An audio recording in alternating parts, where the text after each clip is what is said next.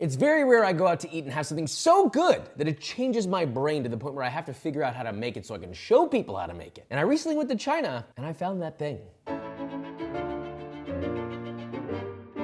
This is a noodle dish that is so beautifully simple and perfect in every possible way, from a textural standpoint, a flavor standpoint. It's visually striking. There's a lot of names for them, but the general name is Chongqing style noodles. And I gotta say, I'm pretty proud of how this turned out. I would argue it's pretty close, if not identical, to what I had when I was in Xi'an, China. We traveled all over China and we kept seeing these noodles over and over and over. This is a noodle dish with chili oil and Sichuan peppercorn. It's just like spicy and fragrant and umami. And it is the #1 ultimate most perfect chili garlic noodle you could possibly imagine. All these chili garlic noodles that have gone viral and gotten famous, I even have one of my own, are essentially a derivative of this. So let's make it, shall we?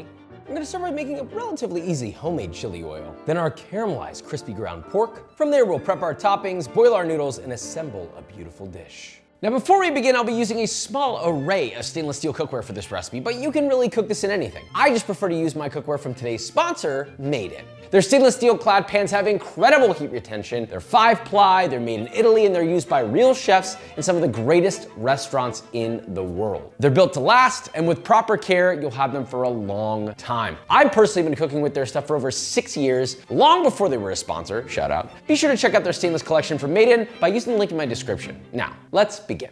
What we're starting with is the base to this noodle dish. It's not the whole noodle dish, but it's the foundation of flavor. So pay close attention. This is a 2-quart sauce pot. 1.5 cups of a neutral tasting oil. That could be vegetable oil or canola oil or avocado oil, depends on your tax bracket, and 1/2 cup of rapeseed oil. This is actually gonna add a roasty, toasty flavor that is incomparable to anything else. You have to use that. The neutral oil is whatever you want it to be. 10 cloves of whole peeled garlic. Doesn't need to be crushed, leave them whole. And 2 shallots cut in half, skins removed. Finally, 4 star anise, 3 black cardamom pods, and 1 cinnamon stick.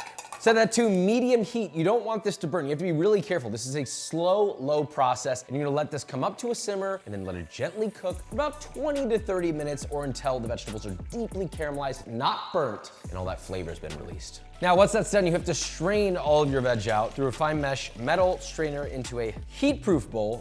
Oh, it smells so good. I mean, it smells like sweet, like cinnamon, star anise, but also that rich garlickiness, the black cardamom, and even the shallot. I mean, they're all coming together. Now, I know we just strained this, but you're gonna put it back in the pot. And now you're gonna heat this up over medium heat until it reaches 350 degrees Fahrenheit, or 176 Celsius. Really important, you gotta get to the right temp. Now, the dry spice mix that you're gonna pour your hot flavored oil into. Sichuan chili flakes. You can get them at local Asian markets. I got these from Mala Market. These are the best Sichuan chili flakes I've found to get to America, if I'm being honest. 2/3 of a cup of that. I mean, look how red this is. It's insane. 2 teaspoons of ground red Sichuan peppercorn. That's the numbing spice. You could omit this, but the numbing spice is part of what makes this Sichuan style. It's also what happens to be in a lot of the chili oils in China. 1.5 tablespoons of kosher salt. I want this to be salty, okay? Salty boy. I don't want any of that flavorless chili oil. Speaking of flavor, 2 teaspoons of MSG. And finally, 1 tablespoon of sugar to balance things out. 1 tablespoon of toasted sesame seeds for a little crunch. All right, whisk all that together. Look at that. And now it's ready to receive said hot oil.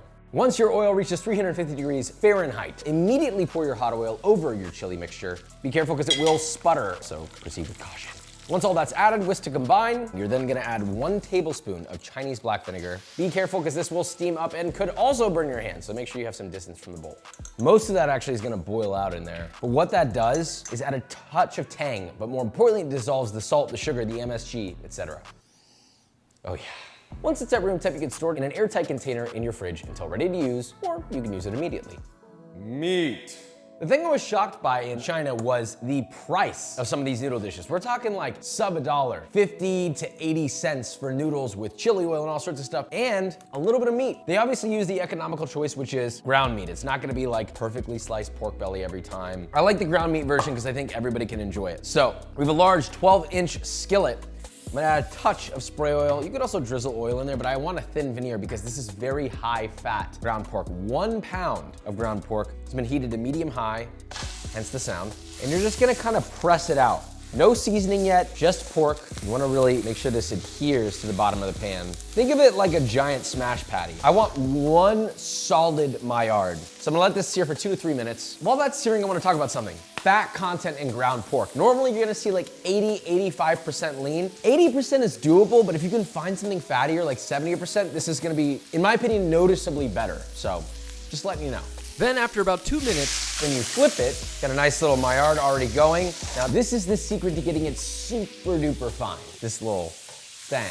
Keep it at medium high, and you can use a spatula, you can use a mashed potato masher. You're just gonna kind of mash that up as finely as you can. if your pork wasn't high fat enough, you could always add a little bit of oil, butter, or even lard to get it a little richer and also crispier.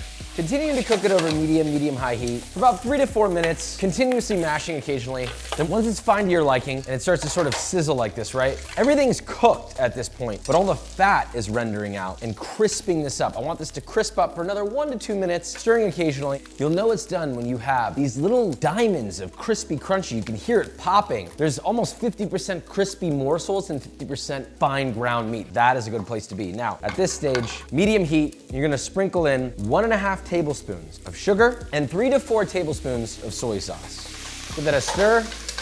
Toss it a few times to coat fully. And then you're just gonna cook that down until it becomes a nice little glaze on the pork. About another minute or two.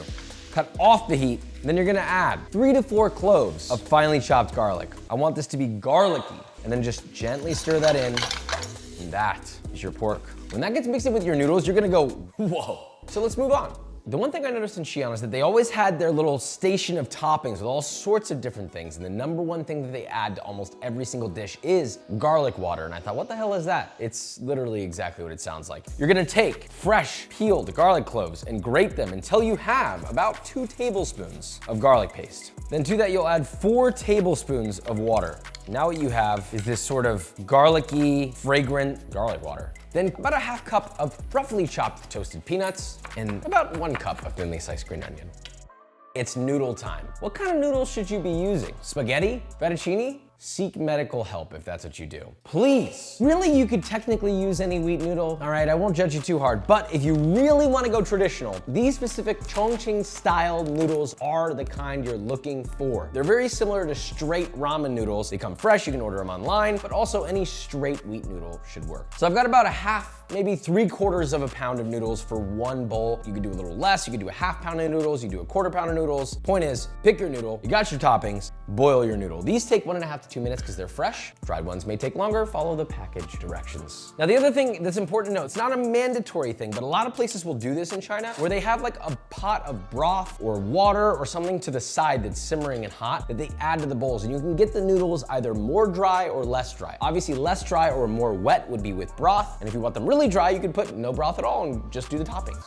With our noodles boiled, we are now ready to plate. So to a large serving bowl, add a generous ladleful of your chili oil. You can add as much or as little as you want. Maybe taste it beforehand so you don't burn your mouth off because it's a little hot. Followed by a tablespoon or 2 of garlic water, ground green Sichuan peppercorn or red if that's all you have, sesame paste to your liking. I put in about 2 teaspoons, a small handful of toasted peanuts, a small handful of thinly sliced green onion, heated chicken stock to your liking, then lay in your fresh cooked noodles, top with your ground pork, more chili oil, peanuts, green onion, serve and enjoy.